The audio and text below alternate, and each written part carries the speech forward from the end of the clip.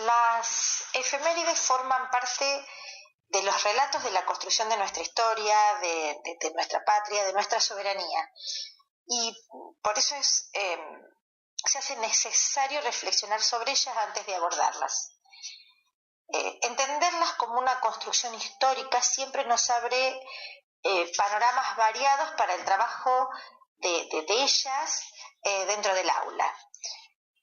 Y llevar adelante una tarea que culmine con un acto escolar, nos compromete a seguir pensando en todos los sentidos de estos actos, en lo que representa para los niños y para la comunidad, para todos.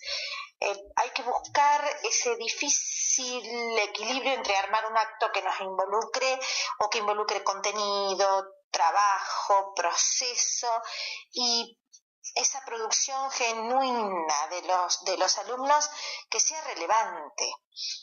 Un elemento que suele preocuparnos es el contenido histórico de la secuencia didáctica, es decir, de esta secuencia que trabajaremos en función del acto.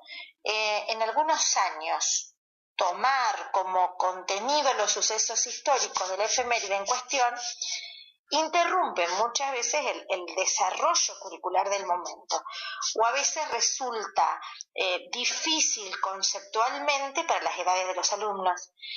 Por eso es importantísimo pensarse en colectivo, en forma institucional, el abordaje de las efemérides. Si al inicio del ciclo lectivo se seleccionan todos los criterios que guiarían o que guiarán la tarea del año, se puede determinar la progresión de los contenidos, la profundización de los mismos y las actividades a hacer.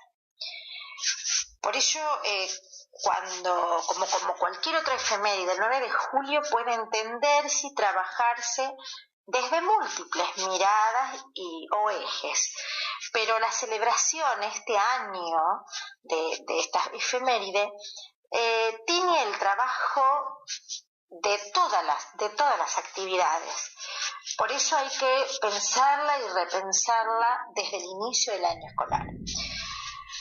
Los modos de conocer propios de las ciencias sociales deben ser enseñados, es decir, deben ser tomados como objetos de reflexión y de sistematización con los niños. En este caso, nosotros abordaremos la lectura de imágenes. Esta actividad sirve fundamentalmente para hacer anticipaciones, para abrir preguntas sobre posibles interpretaciones de los alumnos. En otros momentos de la secuencia didáctica, la imagen o la lectura de las mismas puede trabajarse para que éstas sean portadores de información. Pero algo que no tenemos que dejar que se nos escape como docentes es trabajar con el recurso propio y que los alumnos sepan qué están utilizando, cómo lo están utilizando y con qué fin van a utilizar. Es decir, el estímulo visual en los últimos tiempos se ha convertido en una estrategia relevante de la enseñanza de los docentes en todos los niveles. El uso de las películas, de los documentales, de las obras de arte, de la fotografía, se ha extendido notablemente en la última década, y ni hablar desde el ingreso de las TIC en el sistema educativo. Las imágenes fijas en muchas ocasiones, nosotros todavía seguimos viendo que adquieren un carácter más ilustrativo que didáctico, es decir, que no son tomadas como fuente de información en sí misma, y por eso apuntamos nuevamente al rol del docente, que debe contribuir a este entrenamiento de la mirada del niño.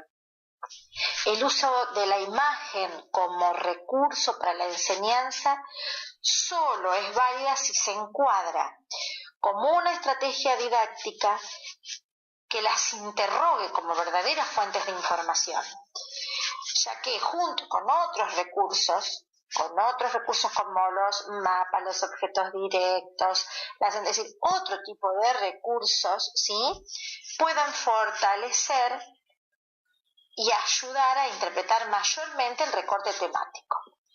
Por eso, en el caso del uso de la imagen con intencionalidad didáctica, el rol del docente deberá centrarse fundamentalmente en poner en tensión lo que el alumno sabe, lo que el alumno trae y lo que significa y resignifica lo que observa en esta imagen para su aprendizaje.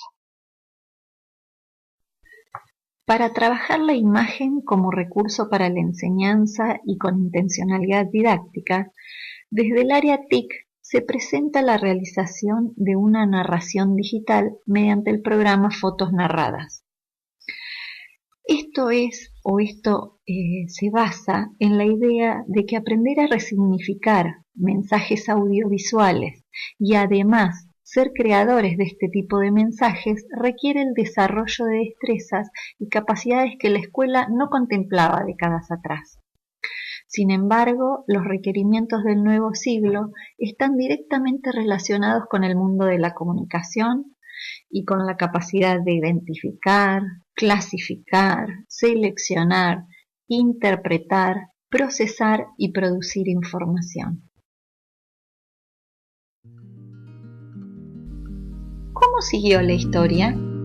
Así eran los meses que siguieron a lo ocurrido en Buenos Aires en mayo de 1810. Y lo que al principio fue un enfrentamiento entre americanos que estaban a favor del cambio y los que estaban en contra, terminó convirtiéndose en una guerra por la independencia. Poco tiempo después de que se instalara la primera junta de gobierno, algunos revolucionarios empezaron a pensar cómo independizarse de España, cómo dejar de ser una colonia y construir un nuevo país. Recorrer ese camino llevó mucho tiempo. No era sencillo que todas las ciudades y provincias que habían formado parte del virreinato se pusieran de acuerdo. ¿Cuál sería la mejor manera de organizar el nuevo país? ¿Cuál era la forma de gobierno preferible? ¿Monarquía con un rey? ¿República con un presidente?, se preguntaban. En 1816, en Tucumán, hubo un congreso para discutir estos asuntos y también otros muy importantes. Era fundamental declarar la independencia del Reino de España. En eso estuvieron todos de acuerdo.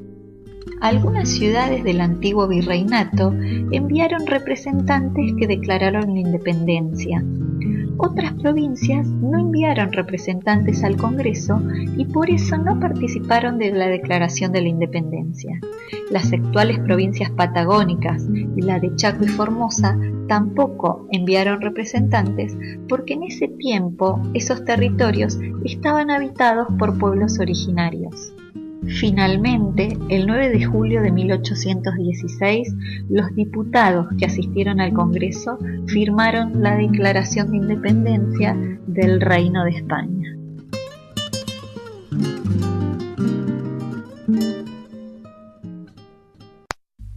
El audio también es un recurso muy importante para la enseñanza.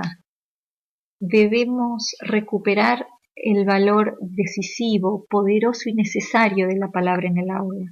Palabras con peso, palabras que signifiquen, que cuestionen, que emocionen, que permitan escuchar, leer, sentir, dialogar y por sobre todo pensar. A continuación compartimos un poema escrito por Jorge Luis Borges en el año 66 y que se denomina Nadie es la patria.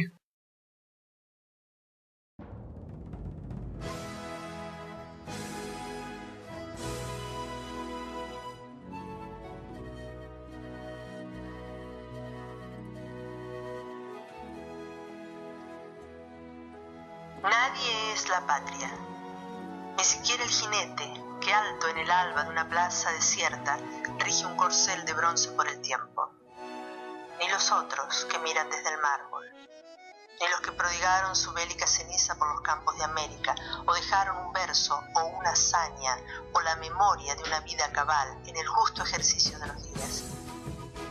Nadie es la patria, ni siquiera los símbolos. Nadie es la patria, ni siquiera el tiempo cargado de batallas, de espadas y de éxodos y de la lenta población de regiones que lindan con la aurora y el ocaso, y de rostros que van envejeciendo los espejos que se empañan, y de sufridas agonías anónimas que duran hasta el alba, y de la telaraña de la lluvia sobre negros jardines. La patria, amigos, es un acto perpetuo como el perpetuo mundo. Si el eterno espectador dejara de soñarnos un solo instante, nos fulminaría blanco y brusco relámpago su olvido. Nadie es la patria, pero todos debemos ser dignos del antiguo juramento que prestaron aquellos caballeros de ser lo que ignoraban, argentinos, de ser lo que serían por el hecho de haber jurado en esa vieja casa. Somos el porvenir de esos varones, la justificación de aquellos muertos. Nuestro deber es la gloriosa carga que a nuestras sombras legan esas sombras que debemos salvar. Nadie es la patria, pero todos lo somos. Arda en mi pecho y en el vuestro incesante ese límpido fuego misterioso.